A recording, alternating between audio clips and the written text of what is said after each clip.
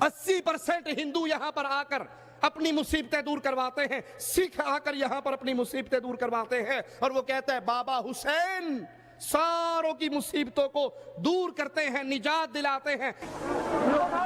آنے والوں کا اٹوٹ وشواس ہے کہ بابا حسین ساری بلاؤں سے نجات دلائیں گے۔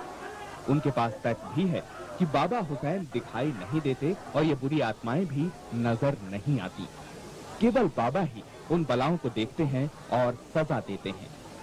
ارے اللہ کے بندو، اللہ کا واسطہ دے کر پیار اور محبت سے چڑھانے کے لیے نہیں، چھیڑنے کے لیے نہیں، طنز کرنے کے لیے نہیں، بلکہ توحید کو سمجھانے کے لیے ایک عقل کی مثال دیتا ہوں۔ اگر حسین رضی اللہ عنہ وارضا ساری مصیبتوں کو دور کر سکتے ہیں، جو حسین کے سفیر مسلم بن عقیل پر کربلا میں مصیبت آئی، کوفے میں مصیبت آئی، حسین نے مسلم بن عقیل کی مصیبت دور کیوں نہ کی؟ ان کے اپنے اوپر مصیبت آئی، ان کو شہید کیا گیا، ان کے سر مبارک کو قلم کیا گیا، ان کے بچوں کو شہید کیا گیا، ان کی عورتیں بے سہارا رہ گئی۔ بتاؤ، تمہاری مصیبتیں تو حسین دور کر دیتے ہیں، تمہارے غم تو دور کر دیتے ہیں، تمہاری من کی مرادیں تو حسین پوری کر دیتے ہیں۔ اللہ کا واسطہ ہے ہمیں بھی تو سمجھا دو، حسین نے اپنے گھر پہ آنے والی مصیبتوں کو دور کیوں نہ کیا؟ خانوادہ لٹ گیا، نوجوان شہید ہو گئے، بھتیجے اور بیٹے شہید ہو گئے، کتنی بڑی مصیبت کربل میں سیدنا حسین پہ آئی۔ تم کہتے ہو حسین آج تک ہماری مصیبتیں دور کرتے ہیں، اپنے بیٹوں خانوادے والوں کی مصیبتیں کیوں نہ دور کی؟ کہاں یہاں ہر مصیبت دور ہوتی ہے، ہر منت پوری ہوتی ہے۔ کوئی اپنا آ کے کھڑا ہو گیا اور اب بالکل یہ سکون مل جاتا ہے، اور آج دن تک کبھی کسی کے سامنے پیسے کے لیے ہاتھ نہیں پھیلایا تھا۔ جو بھی کام اگر دل میں تمنا ہو گئی کہ مجھے کرنا تو وہ کام ہو جاتا ہے۔ شردھالوؤں کے لیے حسین ٹیکری ہر پریشانی کا حل اور ہر مصیبت کا علاج بنی ہوئی ہے۔ لوگ یہاں پر جو چمتکار محسوس کرتے ہیں وہ اپنے جاننے والوں کو بتاتے ہیں اور شردھالوؤں کی سنکھیا بڑھتی چلی جاتی ہے۔ آئیے قرآن حکیم سے سوال کرتے ہیں، مالک کے فرمان کو سنتے ہیں، قرآن کی آوازیں پہ کان دھرتے ہیں۔ وَاتَّخَذُوا مِن دُونِهِ آلِهَةً، انہوں نے اللہ کے علاوہ جو الہ پکڑے ہیں، جن کے درگاہوں پر سجدے، جن کی قبروں کا طواف، جن کو پکارا جائے یا حسین یا حسین ادرکنی یا حسین، جو آوازیں لگا رہے ہیں، اللہ کے علاوہ اور الہ پکڑ لیے ہیں اور معبود بنا لیے ہیں۔ ان کی کیفیت کیا ہے؟ لا یخلقون شیئا۔ اے اللہ کے بندو، تمہیں اللہ کا واسطہ دے کر کہتا ہوں، قرآن کی آیات کو اپنے دل میں اتار لو۔ ارے یہ قرآن تو میرا اور تمہارا سانجا ہے، اس قرآن پہ تو لڑائی نہیں ہے، اس قرآن پہ تو اختلاف نہیں ہے، یہ قرآن تو ایک ہے، مصطفیٰ تو ایک ہے۔ آؤ، قرآن حکیم آوازہ دے رہا ہے، لا یخلقون شیئا، جن کو تم مصیبت دور کرنے والا سمجھتے ہو، جن کو تم حاجت روا سمجھتے ہو، انہوں نے کسی چیز کو پیدا نہیں کیا۔ وَهُمْ یخلقون، نہ انہوں نے کسی چیز کو پیدا کیا بلکہ یہ خود پیدا ہوئے۔ ارے حسین بن علی پیدا ہوئے، حسن بن علی پیدا ہوئے، علی بن ابی طالب پیدا ہوئے، محمد بن عبداللہ پیدا ہوئے صلی اللہ علیہ وسلم۔ ان کی محبت میرا ایمان، کوئی یہ دھوکہ نہ دے کہ یہ اہل بیت کو نہیں مانتا، میں ان کی محبت کے فضائل سنا چکا ہوں، لیکن اللہ کے لیے ان کو اس مقام پہ رکھو جو مقام انہیں عرش والے رب نے دیا ہے۔ ان کو رب تو نہ بناؤ، ان کو اللہ کا درجہ تو نہ دو۔ وَهُمْ يُخْلَقُونَ، یہ خود پیدا ہوئے ہیں۔ وَلَا يَمْلِكُونَ لِأَنفُسِهِمْ ضَرًّا وَلَا نَفْعًا۔ تم کہتے ہو حسین ٹیکری پہ آکے اس زبیر نے روکا، عبداللہ ابن عباس نے روکا، یہ صحابہ کیوں روک رہے تھے؟ وہ نہیں جانتے تھے کہ حسین مشکل کشا ہے؟ جب قرآن و حدیث کی کوئی دلیل نہیں رہتی تو پھر کہتے جی ہوئے جو وہ ابھی تسی مرنا تے ہے کوئی نہیں۔ یہ دیکھو، یہ کہتے ہیں کہ گولی قبض کشا ہو سکتی ہے، مانتے ہو؟ کہ جی بالکل، دکان پہ جاتے ہیں، میڈیکل سٹور پہ جاتے ہیں، گولی دے دو، وہ پوچھتا ہے کون سی؟ کہ جو قبض کشا ہے۔ کہ جب گولی، اتنی چھوٹی سی گولی قبض کشا ہو سکتی ہے، حسین مشکل کشا کیوں نہیں ہو سکتے؟ نیچے بیٹھے ہوئے نعرہ حیدری، لا حول ولا قوت الا باللہ، انا للہ و انا الیہ راجعون۔ قرآن کا وعدہ یہ اپنے جان کے لیے نہ نقصان کے مالک ہے نہ نفع کے مالک ہے۔ ولا یملکون موتا ولا حیاتا ولا نشورا۔ تم تو کہتے ہو کہ حسین کے گھوڑے نے ذوالجناح نے محمد علی جناح کی دادی کو بیٹا دیا، اور قرآن کہتا ہے نہ یہ موت کے مالک، نہ یہ زندگی کے مالک، نہ یہ دوبارہ اٹھائے جانے کے مالک، ان میں کوئی اختیار نہیں ہے۔ سارے اختیار عرش والے اللہ کے پاس ہے، یہ اللہ کے بندے ہیں۔ قرآن حکیم کے ایک اور مقام پہ غور کرنا، قل ادعوا الذین زعمتم من دون اللہ لا یملکون مثقال ذرۃ فی السماوات ولا فی الارض۔ تم نے جن کو گمان کر لیا ہے من دون اللہ، اللہ کے علاوہ جن کو مصیبت دور کرنے والا، مشکل کشائی کرنے والا، حاجت روائی کرنے والا، بگڑی بنانے والا، جن کے گھوڑوں کے بارے میں عقیدے ہیں کہ محرم میں اس کے کان میں بات کرو، اگلے محرم سے پہلے گود ہری۔ ایڈا سوکھا ہوندا گود ہری کرنا تے پیچھے کوئی بچدا بغیر اولاد تو؟ یہ جتنے ہسپتال کھلے ہوئے ہیں سارے میڈیکل سٹور ہسپتال بند کر کے ہر ہسپتال میں حسین کا گھوڑا کھڑا کر دو، جنو اولاد نہیں ہوندی اے دے کنچ جا کے دسے۔ لا حول ولا قوت الا باللہ، انا للہ و انا الیہ راجعون۔ مالک فرماتے ہیں تم نے جس کو اللہ کے علاوہ اپنا مشکل کشا و حاجت روا سمجھا، لا یملکون مثقال ذرہ، وہ آسمان اور زمین میں ایک ذرے کے بھی مالک نہیں ہیں۔ وہ اللہ کے لیے رب کے کلام کو سنو۔ اہل حدیث کا یہ بیٹا تم سے کچھ نہیں مانگتا سوائے اس بات کے کہ رب کے کلام کو تو سن لو۔ اگر رب پر ایمان ہے رب کے قرآن کو تو چھاتی سے لگا لو، غلاف میں لپیٹے ہوئے خوشبوئیں لگا کر روشن دان میں اونچی جگہ پہ جو قرآن اپنے گھروں کمروں میں رکھا ہے، رب کا واسطہ ہے، اس کو اتارو، غلاف سے نکالو، اس کو کھولو، اس کے ترجمے پہ غور کرو۔ قرآن آوازیں دے رہا ہے مثقال ذرہ، کائنات میں، زمین میں، آسمان میں ایک ذرے کا بھی کوئی مالک نہیں ہے، ذرے کا مالک بھی عرش والا اللہ ہے۔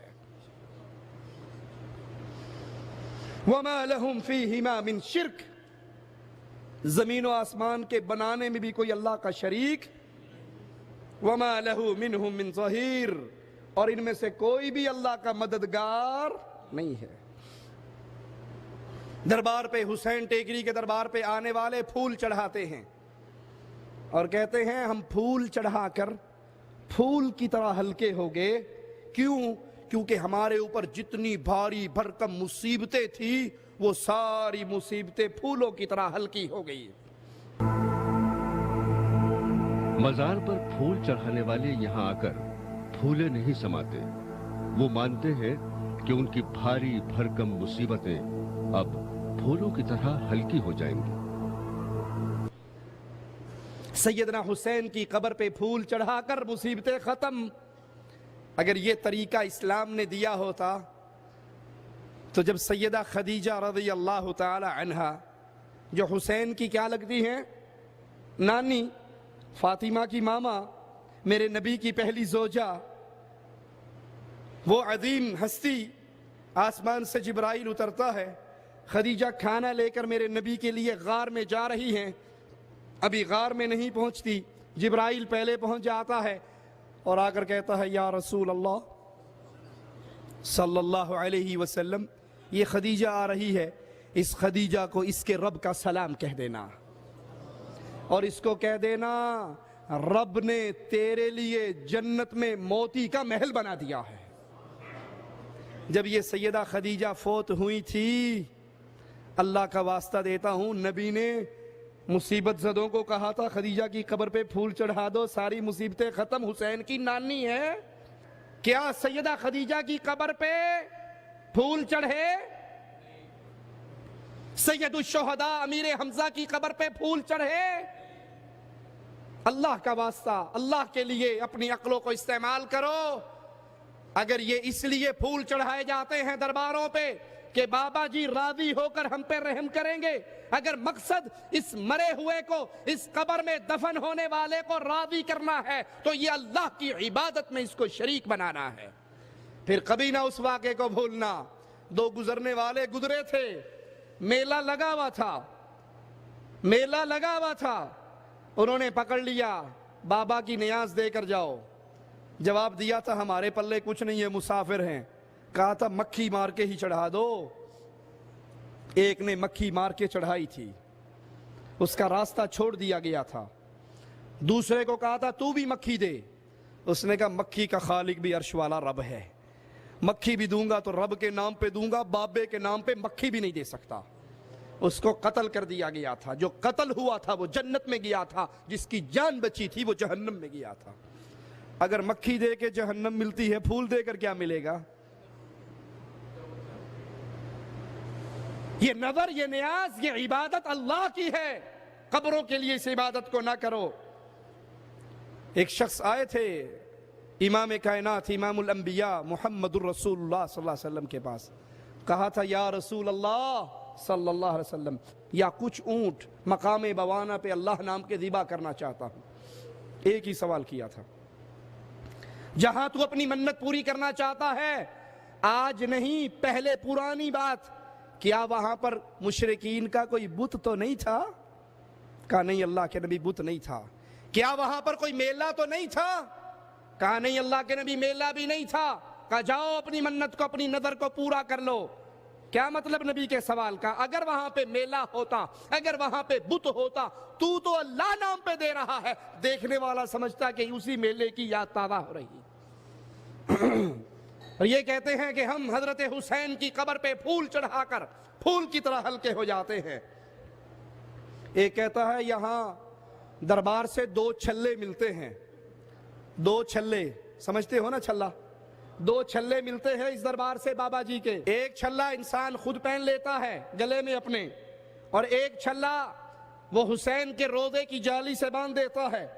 जूं ही छल्ला बांधते हैं फिर खौफनाक खेल शुरू हो जाता है। जिन्नात हाजिर हो जाते हैं, कोई लोटपोट हो रहा है, कोई सर मार रहा है, कोई कलाबाजियां खा रहा है, कोई जालियों में उंगलियां डाल के चीख रहा है। बाबा मेरी हाजिरी आएगी, बाबा बाबा मेरे साथ में कोई टांग बढ़ाएगी, बाबा तो मुश्किल कर दूंगी बाबा। इंसान के मुंह से सांप और छिपकली निकलते तो अभी दिखाई नहीं दे रहे हैं। अगर कुछ दिखाई दे रहा है तो वो है लोगों का झूमना। झूमने और सर घुमाने के अलावा ये कुछ और कर भी तो नहीं सकते, क्योंकि इनकी तो इमाम हुसैन की दरगाह पर हाजिरी लगी है। दरअसल ये हाजिरी झूम रहे लोगों की नहीं, बल्कि इनके जिस्म में आबसे भूतों की पड़ी है। गुंडे बदमाश हों या भूत पिशाच, वो आमतौर पर महिलाओं को ही अपना शिकार बनाते हैं। इस हाजिरी की वजह है एक छल्ला। यहां बांधा गया 2 रुपए का छल्ला भूतों और ऊपरी हवाओं को बांध लेता है। छल्ले में बंधी बुरी आत्मा हुसैन टेकरी में इधर उधर भागने की कोशिश में लगी रहती है।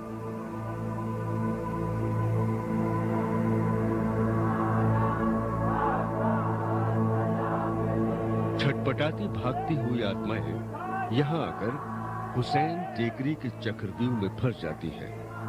मजबूत दीवारों का काम करते हैं इमाम हुसैन के भाई बंधु, यानी उनके भाई या अब्बास और माता पिता की दरगाह, जिनके ऊपर हजरत इमाम हुसैन का हाथ होता है। वो तो ऊपरी हवाओं से भी 2-2 हाथ कर सकते हैं। जो लोग इतनी ताकत नहीं संभाल पाते, वो हुसैन टेकरी की दीवारों को पकड़ लेते हैं, जिससे उन पर आया भूत दीवारों से सर पटक पटक कर मर जाए। आइए एक बार फिर नजर डालते हैं यहां होने वाले इलाज और उसके तरीके पर।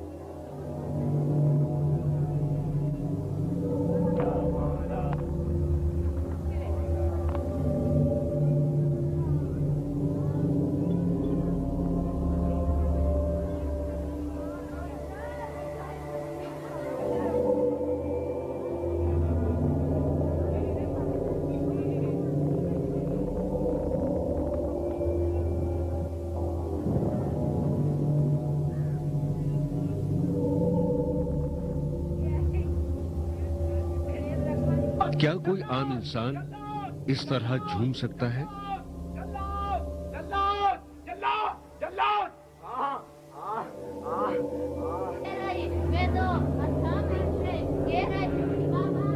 बाबा तू तो दयालु है, बाबा मेरे को छोड़ दे, बाबा मेरे को छोड़ दे, बाबा मेरे को छोड़ दे, बाबा। यहाँ धागे के 2 छल्ले दिए जाते हैं। छोटा छल्ला रोजे के पास जाली से बांधा जाता है, बड़ा अपने गले में। फिर शुरू होता है एक खौफनाक खेल। नजारा रूहानी बलाओं का, शैतानी ताकतों का, अजीबो गरीब हरकतों का। धीरे धीरे रूहें अपनी हरकतों के जरिए सामने आने लगती हैं। किसी का मुंह खुला है तो कोई भागे जा रहा है, कोई कराह रहा है तो कोई भैंसे की आवाज निकाल रहा है। मुसीबतें दूर होना शुरू हो जाती हैं, जिन्नात निकलना भागना शुरू कर देते हैं। आओ एक छल्ले का वाकया मैं भी आपको सुनाता हूं। एक सहाबी ने पीतल का छल्ला पहना हुआ था। अंगूठियां पहनने वालों, मौलवी साहब तुसी नहीं समझते, ए बाबा बड़ी सरकार दी दरबार तो ले आया सा, जदों दी पाई बवासीर ही मुक गई। जब से ये पत्थर पहना है ब्लड प्रेशर खत्म। हजरत आप नहीं समझते, मैंने ये कड़ा इसलिए पहना, मुझे सोकड़े की बीमारी थी, ये कड़ा पहनने से खत्म हो गया। अरे पत्थरों पे उम्मीद लगाने वालों, उमर इब्ने खत्ताब हजर अस्वद के सामने आए थे। उस पत्थर को चूमने से पहले कहा था, जानता हूं तू पत्थर है, नफा और नुकसान तेरे हाथ में, इसलिए चूमता हूं। मुस्तफा को चूमते देखा था सल्लल्लाहु अलैहि वसल्लम। नफा नुकसान तेरे हाथ में नहीं है। सहाबी ने पीतल का छल्ला पहना हुआ। नबी पूछते हैं क्यों पहना है? सहाबी रसूल जवाब में कहते हैं, वाह है ना, एक बीमारी है अरब की, जब से ये पहना है उस बीमारी से कुछ बचत हो जाती है। फरमाया इंज़ेहा फ़इन्नहा ला तसीदुका इल्ला वहना। ये किसी मौलवी की बात नहीं है। अकीक पहनने वालों, ज़ुमुर्द पहनने वालों, पत्थर पहनने वालों, उन पत्थरों पे उम्मीदें लगाने वालों, गले में तावीज डालने वालों, हाथों में कंगन पहनने वालों, छेड़ नहीं रहा हूं, अल्लाह का डर है, तुम्हें जहन्नम के अज़ाब से डरा रहा हूं। हो सकता है ये शिर्क तुम्हें जहन्नम के कोठरी में लेकर चला जाए। ये मौलवी शेख हजरत मुल्ला पीर की बात नहीं, ये उसकी बात है जिसको बिलाल ने पीर माना था। ये उसकी बात है जिसको अबू बकर ने मुर्शिद माना था। ये उसकी बात है जिसको फारूक ने अपना इमाम माना था, फिर फारूक आजम बने, सिद्दीक अकबर बने। बिलाल जमीन पे चलते थे, जन्नत में इसकी जूतियों की आवाज आया करती थी। वो फरमा रहे हैं, इंज़ेहा, इस छल्ले को फेंक दे उतार के, फ़इन्नहा ला तज़ीदुका इल्ला वहना, ये तेरी बीमारी में इजाफा करेगी, कमी नहीं करेगी। अगला जुमला बड़ा खतरनाक है, इमामुल अंबिया का, मेरे नबी का कलमा पढ़ने वालों, जुमला बड़ा खतरनाक है। वलो मुत्ता वहिया अलैक मा अफलहता अबदा। ऐ सहाबी, ऐ मेरे साथी, अगर ये पहने पहने तेरी मौत वाक़े होगी, तू कभी फला ही नहीं पा सकेगा। इस नियत से मूंदरे, छल्ले, अंगूठिए, कड़े, तावीज, मन के सीपिये, घूंगे पहनने वालों, मुसीबतें दूर होती है। अगर ये अकीदा रखे रखे तुम मर गए, ना दुनिया बनेगी ना आखिरत बनेगी। नहीं मानते तो एक मिसाल दे दूं रावलपिंडी की। एक बीबी ने इमाम जामिन बांधा हुआ था, जलसे से खिताब करके हटी थी, अखबार में उसके अयूं मुक्का तस्वीर छपी थी, इमाम जामिन यहां पर था, लेकिन जब गोली आई तो इमाम जामिन रोक सका? मौत और हयात अल्लाह के हाथ में, غم اور دکھ اللہ کے ہاتھ میں. نہ کسی کوٹھے پہ کالی ہنڈیا الٹی رکھنے سے انسان کی بچت ہوتی ہے, نہ گاڑیوں سے کالے کپڑے باندھنے سے بچت ہوتی ہے, نہ ٹوڑی کے سامنے الٹی جوتی لٹکانے سے بچت ہوتی ہے, نہ چھلے پہننے سے شفا ہوتی ہے. شفا جب بھی دیتا ہے عرش والا دیتا ہے. وہ کہتا ہے 2 روپے کا چھلا بھوتوں کو باندھ لیتا ہے, شفا دے دیتا ہے, جنات نکل کے بھاگنا شروع ہو جاتے ہیں. جادو کا علاج ہے یہ چھلا. ہم پوچھتے ہیں میرے مصطفیٰ کا کلمہ پڑھنے والوں, جادو کا علاج تمہیں مصطفیٰ نے نہیں بتایا ہے؟ جس کی جیب میں اصلی پیسے ہوں, بچوں کو دیکھا ہوگا نا اپنے بچوں کو, وہ 5-5 روپے کے ٹھپے جیب میں ہوں تو دوسرے بچے کو چھیڑنے کے لیے اس کو بجاتے ہیں, وہ ایک نوٹ پر ہے. دوسرے بچے کے پاس پیسے نہ ہو تو وہ کیا کرتا ہے, پیپسی کے خالی ڈھکن لے کے اپنی جیب میں ڈال کے وہ بھی میرے کول بھی ہے نے. جن کے پاس اصلی پیسے ہوں انہیں پیپسی کے ڈھکن ڈالنے کی ضرورت. اگر تم مصطفیٰ سے سچی محبت کرتے ہو اور مانتے ہو مصطفیٰ اس حال میں فوت ہوئے ہیں, صحابی نے آقا کی وفات پہ کہا تھا اللہ کی قسم ہمارے نبی اس حال میں فوت ہوئے, آسمان میں اڑنے والے پرندوں کا علم مصطفیٰ ہمیں دے کر گئے ہیں. اگر نبی نے شریعت پوری دی ہے تو کیا جادو کا علاج میرے نبی کی شریعت میں نہیں ہے؟ اور جادو کے مریضوں, حسین ٹیکری پہ جا کے چھلے پہن کر عقیدے برباد نہ کرو.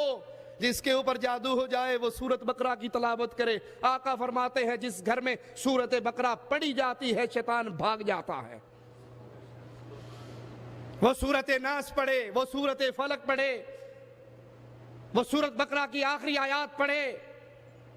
یہ وہ کہتے جی مولوی صاحب اوکھا کام دس دیو, اسی کیوں پڑھیے, مولوی رو کیوں رکھے ہے, یہ آپے پھوکے ماری جاوے, سانو پڑھن دی لوڑ.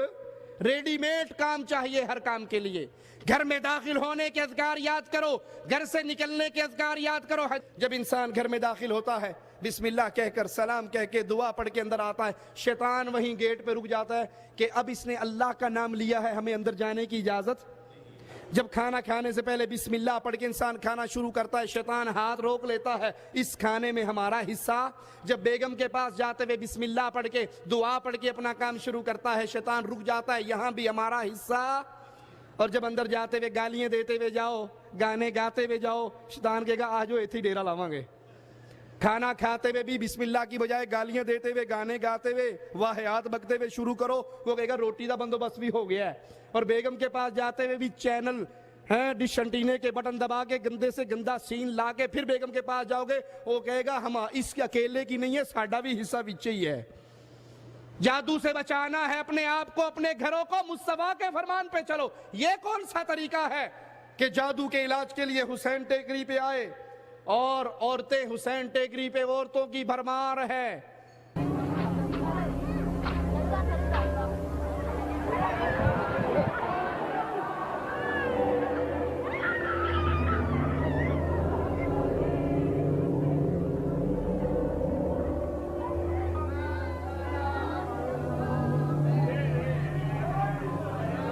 اور عورتیں درباروں کی زینت ہوا کرتی ہیں.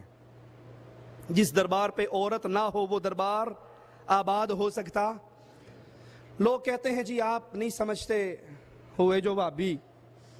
دیکھو پیر صاحب کی کتنی بڑی کرامت ہے کہ لال شہباز قلندر کے دربار پہ سالانہ عرس میں ہزاروں لوگ شامل ہوتے ہیں, فلاں بابا جی کی قبر پہ ہزاروں لوگ جاتے ہیں. یہ پیر صاحب کی کرامت ہے. میں کہتا ہوں یہ پیر صاحب کی کرامت نہیں ہے, یہ بیویوں کی کرامت ہے. اللہ کے گھر میں اللہ سے ڈر کے ہی جملہ کہہ رہا ہوں. میرا چیلنج ہے, جائیے کسی ایک دربار پہ میرے نسخے کو استعمال کر کے دیکھ لو, وہاں بین لگا دو کوئی عورت نہیں آئے گی, کوئی ملنگ بھی. مادو لال حسین کے دربار پہ ملنگ بیٹھے ہوئے ہیں, بھنگ گھوٹ رہے ہیں. ایک بڈھا ان کا سردار, قبر میں اس کی لاتیں اخیر ہوئی ہوئی, وہ بھی بیٹھا ہوا ہے. اور ایک انتہائی خوبصورت بنی سوری ہوئی لڑکی ان 5-7 ملنگوں کے درمیان بیٹھ کے بابا جی سے فریادیں پوری کروا رہی ہے. میرے مصطفیٰ مسجد سے نکلے تھے, सहाबा और सहाबियात को रास्ते में अकेले इकट्ठे चलते हुए देखा था, गजबनाक होकर कहा था, और तो तुम्हारा कोई हक नहीं, तुम रास्ते के सेंटर में चलो, तुम कोनों पे चला करो, दीवारों से लग के चला करो, ऐ मर्दों तुम रास्ते के दरमियान में चला करो। रावी हदीस कहता है औरतें उस नमाज के बाद जब नमाज पढ़ के मस्जिद से निकलती तो दीवारों से इस तरह लग के चलती, उनके कपड़े दीवारों में अटक जाया करते थे। और वो निकलने वाले कौन थे? अबू बकर, उमर, उस्मान, अली, तलहा, जुबैर, हसन, हुसैन, औरतों में फातिमा, आयशा, हफ्सा, मैमूना, आला तरीन मर्द, आला तरीन औरतें, उनके इख्तलात को नबी बर्दाश्त नहीं कर रहे। और यहाँ मादू लाल हुसैन के दरबार पे 5-7 मलंगों के दरमियान एक बीबी आई हुई है अपनी मन्नतें पूरी करवाने के लिए।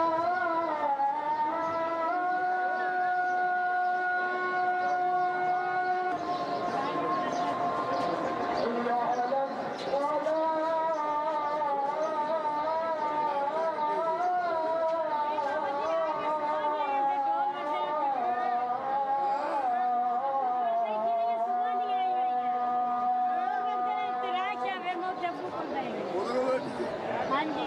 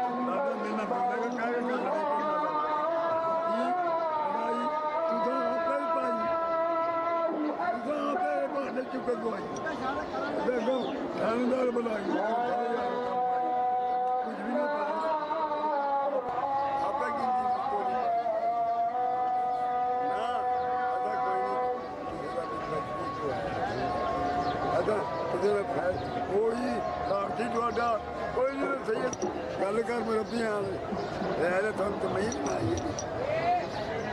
तेरी मां नहीं उन्होंने फिर मुड़ के तेरे सामने तेरी गल होई फिर और की मैं की कमा कमलिया अपनी लपेटनी जिन्हें लपेटनी है कोई किसी का नहीं। लेकिन बाबा जी मैं नहीं करना। मैंने बोला क्यों किया क्यों किया मैं तेन पूछे कि बगैर पूछो किया गल कर कोई भी कर। हाँ बाबा जी मैं मंदी थी मेरे को गलती हुई लेकिन मैं हूँ गलती गलती भुगतनी पैनी है तो आज तो छुटकारा हो जाना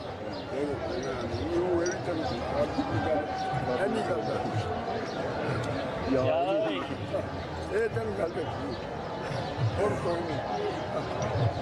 हाँ साढ़े तक तुम कर भी जाओ जी फिर भी सह जानी है फिर भी सानू अभी पैदा पै जाता फिर कम थोड़ा कर देंगे किसी का भी कोई दुनिया का कम कर दिया थोड़ा मैं इन्ना थोड़ा मां प्यो ने मैं कर दूंगा सब नाल मेरी आदत है रहमान जोड़ेगा शैतान तोड़ेगा है गल।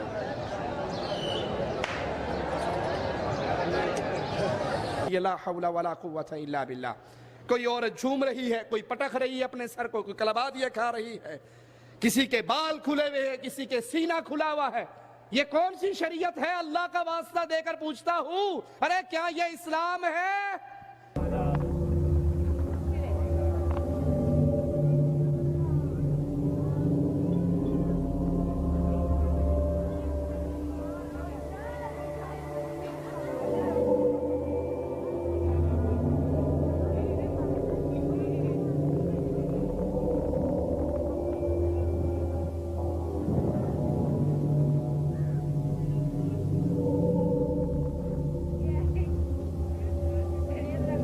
क्या कोई आम इंसान इस तरह झूम सकता है?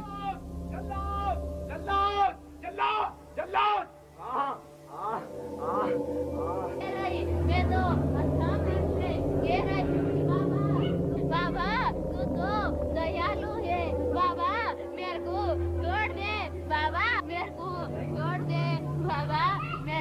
छोड़ दे बाबा, मेरे को छोड़ दे बाबा, मैं तो बहुत घबरा गई बाबा, मेरे को छोड़ दे बाबा। इसी कन्या बाबा के साथ रोया बाबा, मेरे को छोड़ दे बाबा, मैं छोड़ जाऊंगी बाबा, बाबा बाबा तो नहीं आ सकती बाबा, मेरी हाजिरी आएगी बाबा, बाबा मेरे साथ में कोई टांग अड़ाएगी बाबा, तो मरूंगी बाबा।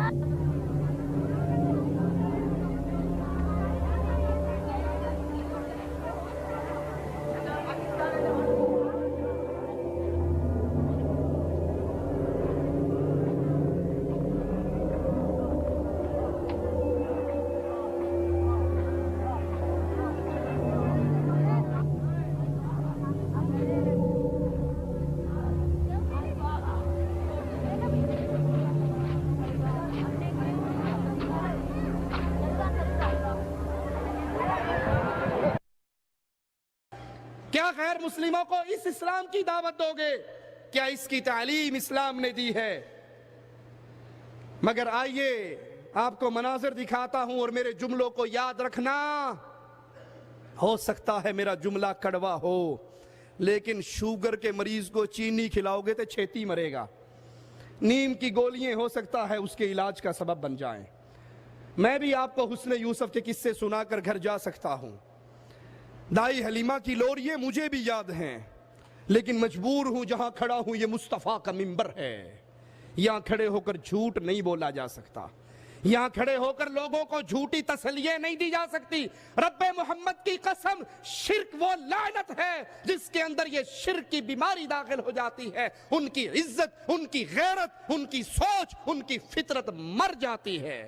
नहीं यकीन तो इंडिया के हुसैन टेकरी के दरबार के इस मंजर को देखो। वहां पर दरबार पे टॉयलेट बने हुए, बाथरूम बने हुए। बाथरूम में से एक नाले के जरिए गंदा पानी, बाथरूम का पानी, टॉयलेट का पानी, पोटी पेशाब का पानी एक जोहड़ में इकट्ठा हो रहा, और उस जोहड़ के अंदर हुसैन टेकरी पे आने वाले मरीज इज्तिमाई गुस्ल फरमा रहे हैं। हुसैन टेकरी की पाक ताकतों का काम अभी जारी है। यहाँ हाजिरी के दौरान हुसैन साहब भूतों जिन्नों को कई तरह की सजाएं सुनाते हैं। किसी को बेड़ियों में बंधने की सजा दे दी जाती है, तो किसी को गंदे नाले में सड़ने की। यहाँ गंदे पानी में पड़े इन लोगों इन्ना लिल्लाहि व इन्ना इलैहि राजिऊन। अकल रहे तो शिर्क, शिर्क आए तो अकल नहीं रहती। उस गंदे नापाक पलीत पेशाब के पानी में डुबकियां लगा रहे, उसमें नहा रहे, और कहते हैं कि सस्ती तरीन दवाई यहीं पर है। दरगाह के पास बने गुसलखाने से आ रहे इस पानी में मजे से डुबकियां लगा रहे ये लोग इसे बीमारियों की सस्ती दवा मानते हैं। ये सस्ती दवा है, हर बीमारी का इलाज नापाक पेशाब और पोटी का पानी। और कुछ तो पानी में नहा रहे, कुछ डुबकियां लगा रहे, कुछ मुंह धो रहे। जो जिंदगी से घबरा जाते हैं, उन्हें भी यहाँ गंदगी में मुंह डुबोने से कोई घबराहट नहीं है। क्या करने आए हो यहाँ पे? होती थी आज बनने, क्या होता था? घबराहट होती थी। तो इस गंदे पानी में नहाने से आपकी घबराहट ठीक हो जाती है? हाँ, ये पानी कहाँ से आता है? जालरे में से आता है, जालरे में से आता है। जालरा क्या लैट्रिन से? नहीं, लोग नहाते हैं, वो लोग पानी इस पानी की ये करामत है, इसमें खुशबू नहीं आ रही, जालरे में से पानी आ रहा है। और हम लोगों को घबराहट होती थी, तबीयत बिल्कुल अच्छी नहीं रहती थी। हम यहाँ आने से हमें सुकून मिलता है। जितनी बाबा इजाजत देते हैं इतनी देर हम नहाते हैं, बाकी हम अच्छे पानी में घर नहा लेते हैं और अच्छे हो जाते हैं।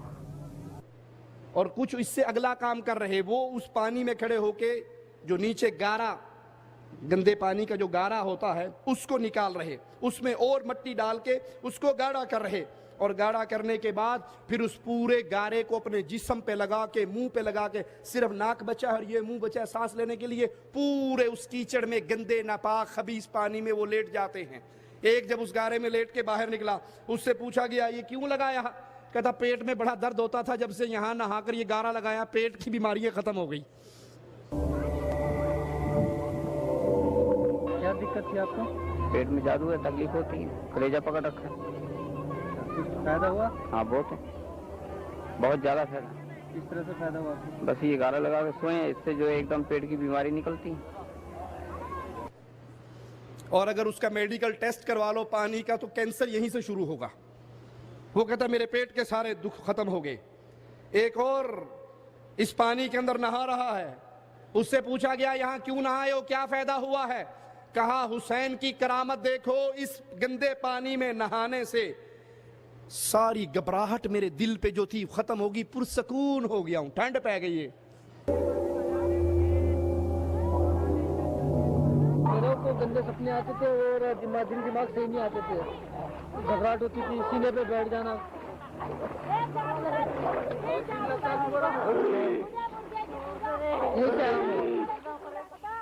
जो जिंदगी से घबरा जाते हैं उन्हें भी यहाँ गंदगी में मुंह डुबोने से कोई घबराहट नहीं है।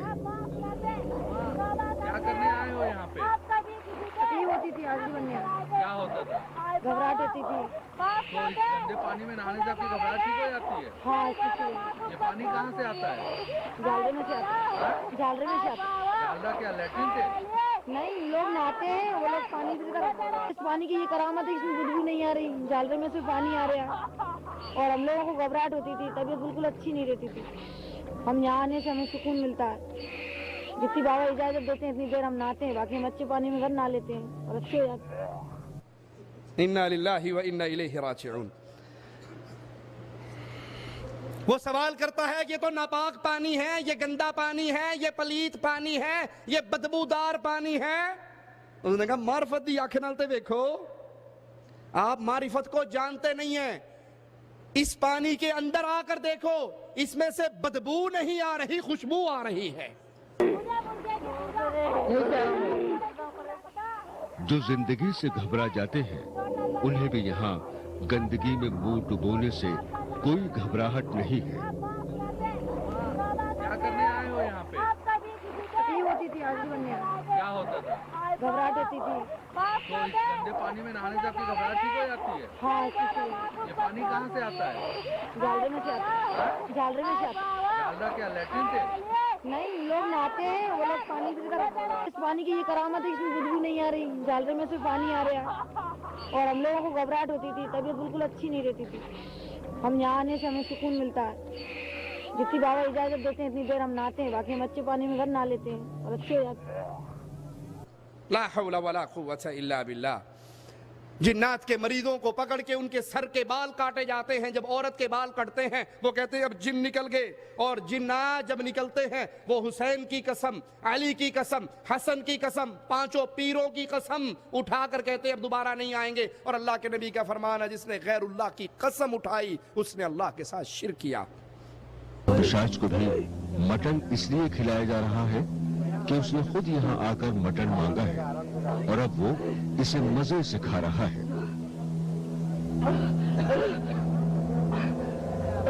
उस मटन में डाली हुई मिर्च लड़की की जुबान जला रही है।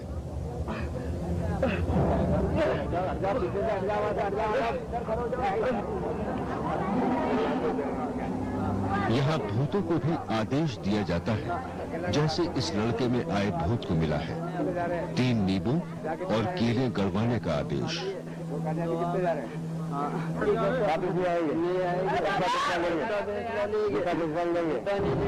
पूरा लेके जाएंगे। खाए में जाएगा बोल खाए में जाएगा। मुझे गंदे पानी का ऑर्डर नहीं है। गंदे पानी का नहीं, नींबू और नींबू गिन लेगा। इसकी पूजा करते तुम चारो, इसकी पूजा करते चारो, बता इसकी पूजा करते चारो तुम। ठीक है सर, ऑफिस में आएंगे। अच्छा कुछ अगर उसको पकड़ना है तो बंदे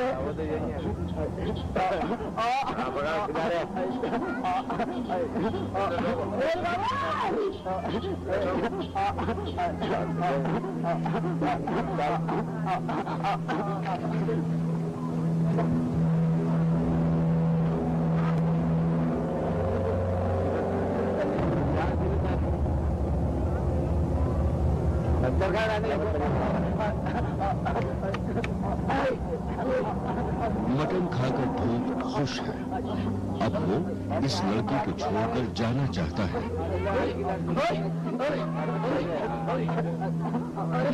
अरे बाबा, बाबा मैं जा रहा हूँ।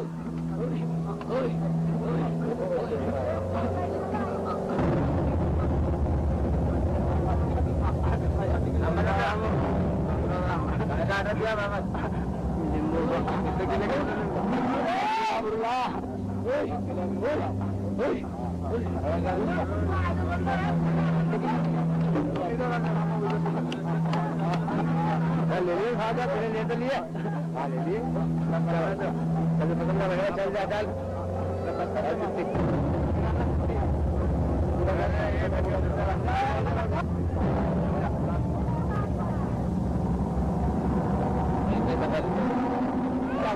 काय का ऑर्डर दिया बाबा? नींबू खिले। क्या है कि कौन से भगवान को मानता है? मैं तो शनि महाराज। शनि महाराज ने कितने बीज दिए तुझे? दो। पूरे बीज कहाँ से लेके जाती? पूरा क्या? हाँ। खास शनि महाराज की कसम नहीं शनिवार की कसम। सही भगवान का खून पियो मांस खून पियो और मांस खाऊं अब सब और मांस खाऊं अब सताऊं अब्बा सलंदर बाबा की कसम अब्बास अलंदार वाले की कसम इमाम हुसैन की कसम पांचों पीरों की कसम पांचों पीरों की कसम। क्या भूतों का भी धर्म होता है? इसी दरबार पर आग बिछाकर आग के ऊपर मातम किया जाता है। या हुसैन की सदाएं लगती है। इस जगह पर आग की एक चूल है। करीब 3 बाई 12 की एक छोटी सी जगह पर कोयले जलाए जाते हैं। सुलगते कोयलों की वजह से इसे अंगार भी कहा जाता है। दूल्हे कहे जाने वाले 11 और शिया समाज के बाकी लोग इसमें से निकलते हैं।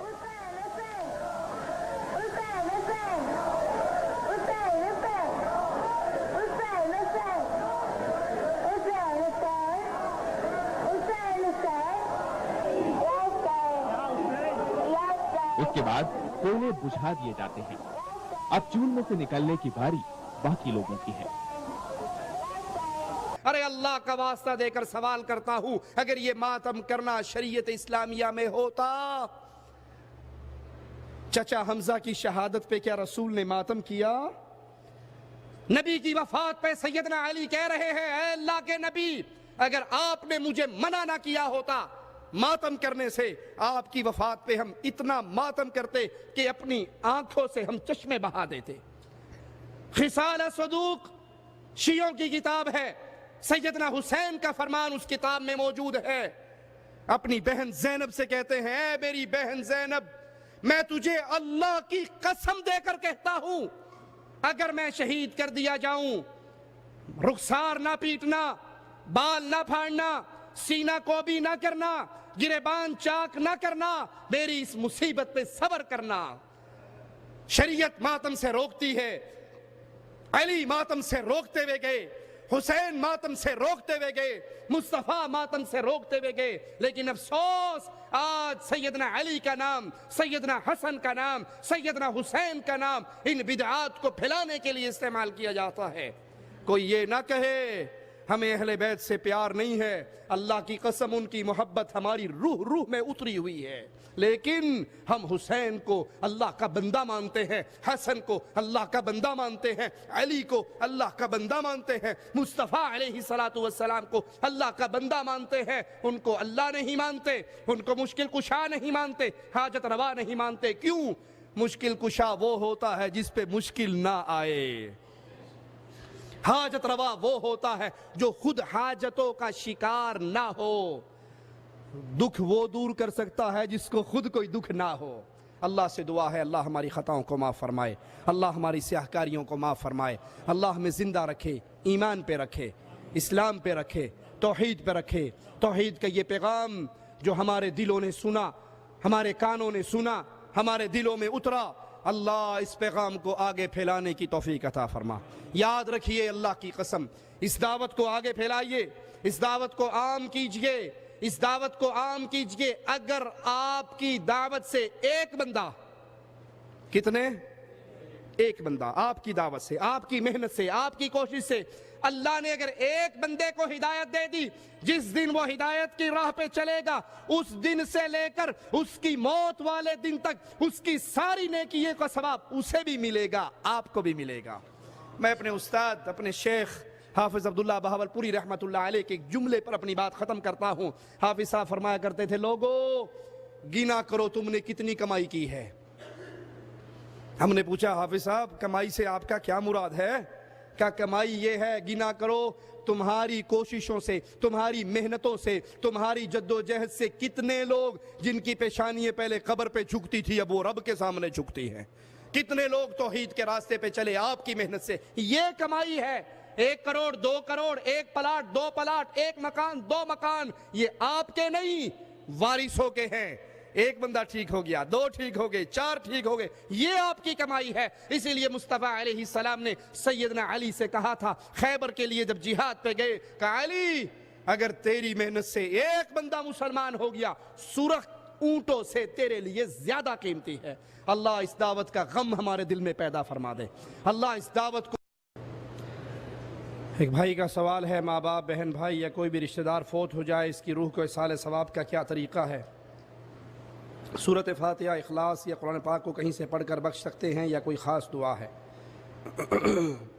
رسول اللہ صلی اللہ علیہ وسلم کا فرمان ہے جب انسان مر جاتا ہے اس کے اعمال روک دیے جاتے ہیں سوائے 3 عملوں کے۔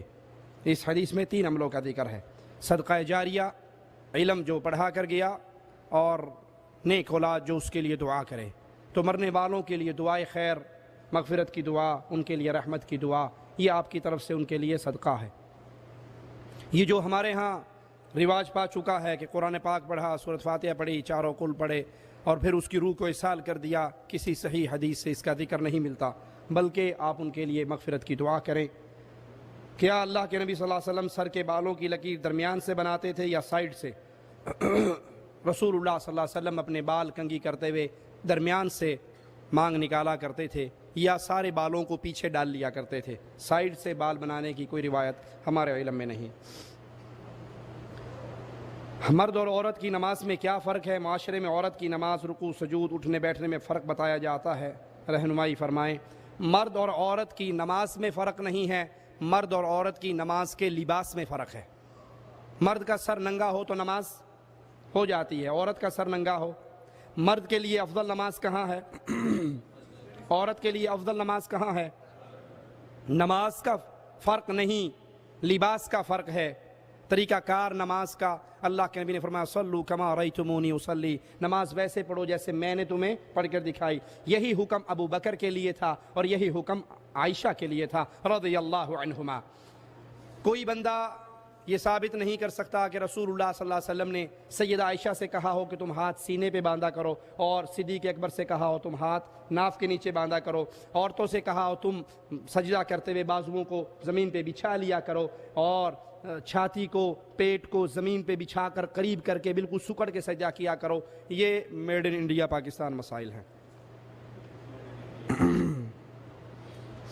سعودیہ میں جو کالی مہندی ملتی ہے کیا عورتوں کو لگانا جائز ہے؟ مہندی بھی کالی ہوتی ہے، یہ اپنے آپ کو دھوکہ دینے والی بات ہے۔ کالے رنگ سے اللہ کے نبی نے منع کیا ہے، کالے رنگ سے اللہ کے نبی صلی اللہ علیہ وسلم نے منع کیا، اور ایک روایت میں ہے کہ کالا رنگ لگانے والا جنت کی خوشبو کو بھی نہیں پا سکے گا۔ تو کالا رنگ نہیں لگانا، ٹھیک ہے؟ پنجابی میں یوں کہتے ہیں منہ کالا نہیں کرانا۔ وہ جب سفید بال آ جائے نا تو ایک موچنے سے پھاڑا، پھر دوسرا پھاڑا، پھر تیسرا پھاڑا، جب بالکل تھک جاتے ہیں نا بھی ہوتے کافی سارے آگے ہوں میں کتوں پھاڑاں گا، پھر تنگ آ کے تھک ہار کے پتر نو کہندے پتر او دکان کیڑی ہے؟ کہندا ابا کیڑی؟ کہندا جتھوں منہ کالا کرائی دا۔ سفید بالوں کو رنگیے، سنت ہے، افضل ہے رنگنا، لیکن آپ نے فرمایا سیاہ رنگ سے بچو۔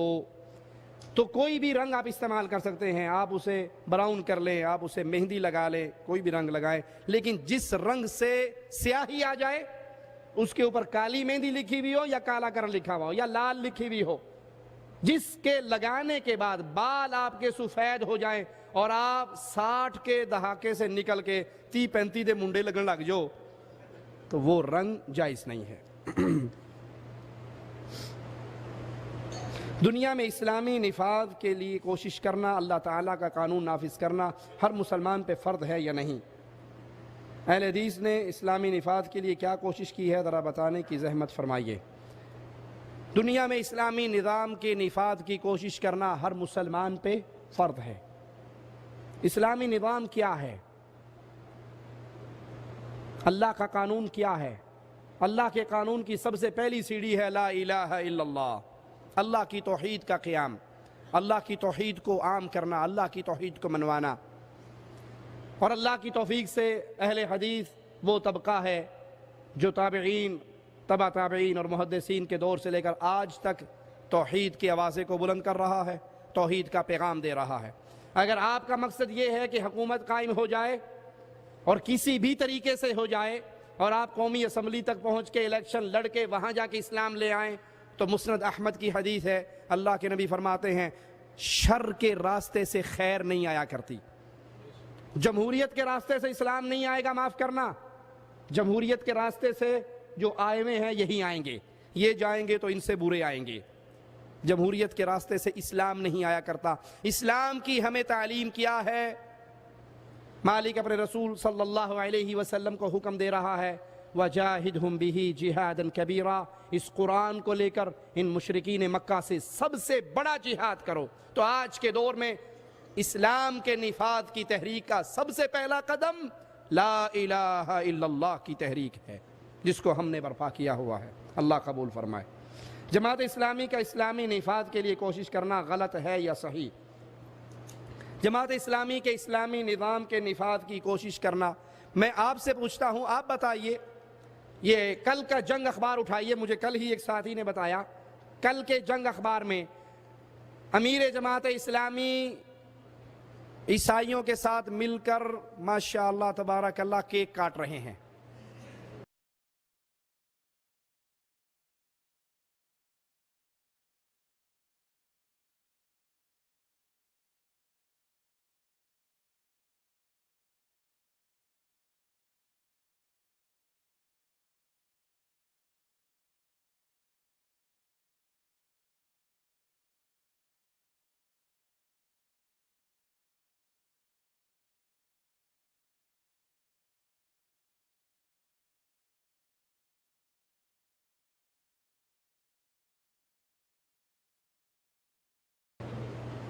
یہ اسلامی نظام کی تحریک ہے۔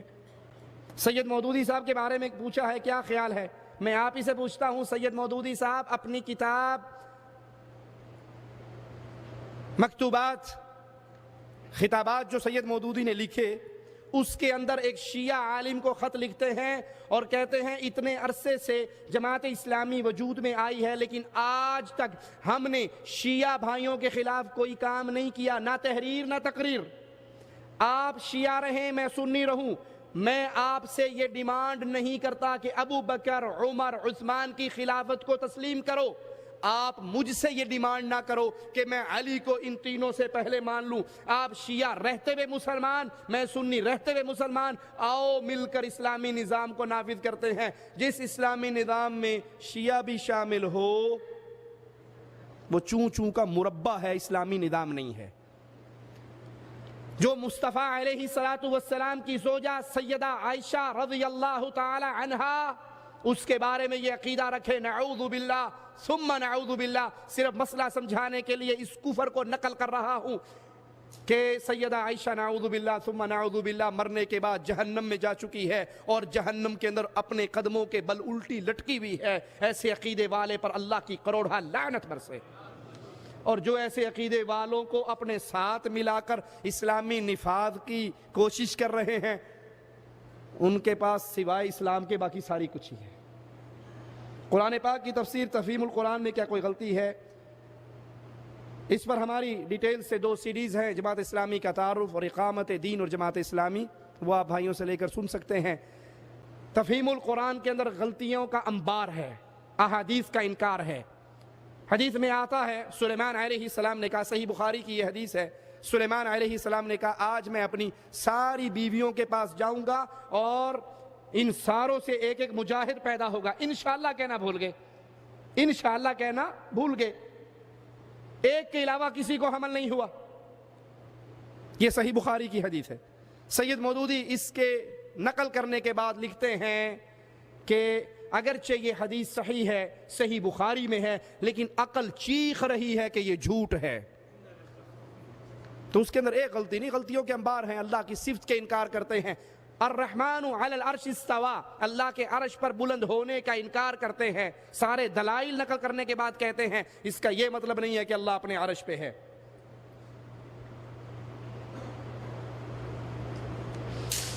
آپ نے تقریر کے شروع میں کہا کہ نبی کریم نے حسین رضی اللہ عنہ کے لیے 2 مینڈھے عقیقہ کیے۔ میں نے سنا ہے کہ ابو حنیفہ کہتے ہیں عقیقہ کرنا حرام ہے، کیا یہ صحیح ہے؟ مجھے نہیں معلوم کہ امام ابو حنیفہ رحمۃ اللہ علیہ کا یہ قول ہے۔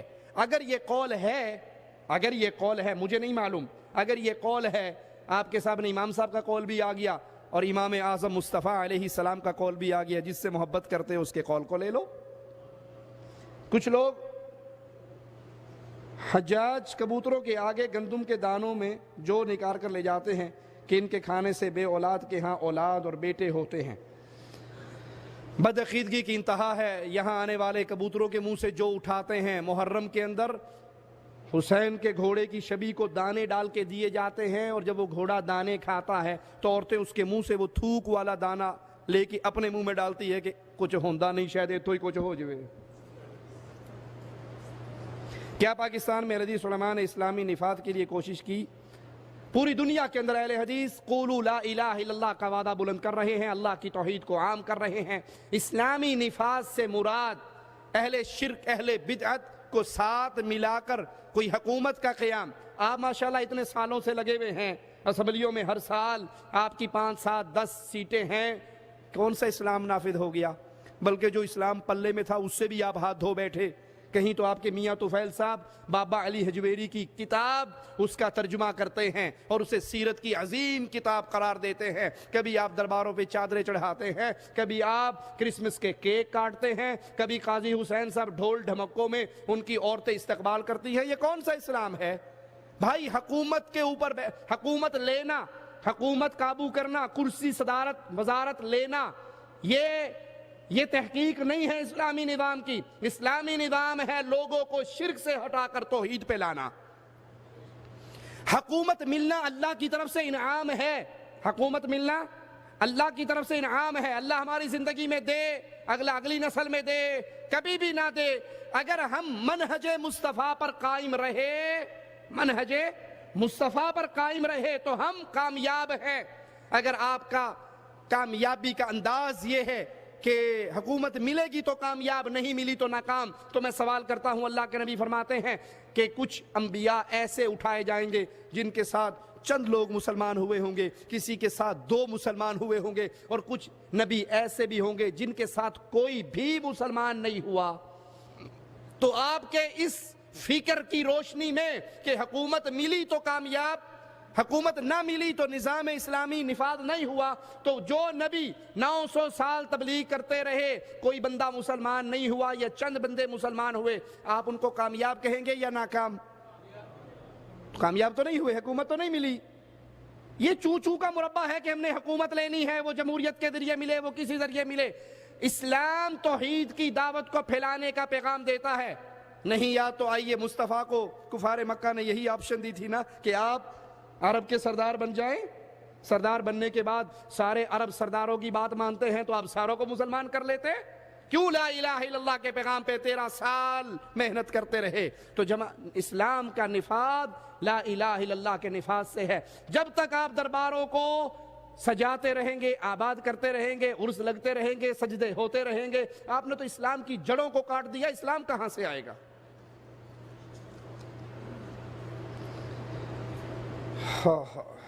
سائل کہتا ہے علماء دیوبند فرماتے ہیں کہ عام آدمی قرآن کا ترجمہ نہیں سمجھ سکتا، اس کے لیے پہلے 15 علوم سیکھنا لازمی ہے۔ فضائل اعمال کے اندر بھی حضرت شیخ زکریا صاحب نے یہ لکھا ہے۔ میں اس سوال کا جواب نہیں دیتا، سوال کرتا ہوں، فیصلہ آپ کرنا۔ جنت اور جہنم کا فیصلہ کس بنیاد پر ہوگا؟ قرآن کی بنیاد پر ہوگا یا نہیں؟ جنت اور جہنم کا فیصلہ پاس اور فیل قیامت کے دن کون ہوگا؟ جس کو قرآن پاس کرے، اور جس کو قرآن فیل کر دے، جس کے خلاف مقدمہ قرآن کر دے، فیل ہو گیا۔ یہ بات سمجھ آ گئی نا؟